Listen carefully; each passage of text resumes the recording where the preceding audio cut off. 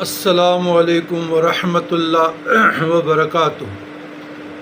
اللہم صلی علی سیدنا محمد وعلی آل سیدنا محمد افضل صلواتک بعد معلوماتک مبارک وسلم۔ سوال یہ ہے کہ درود تاج، درود تنجینہ، درود ناریہ، درود مستعاص، درود اکبر، یہ جو درود اس کا پڑھنا کیسے؟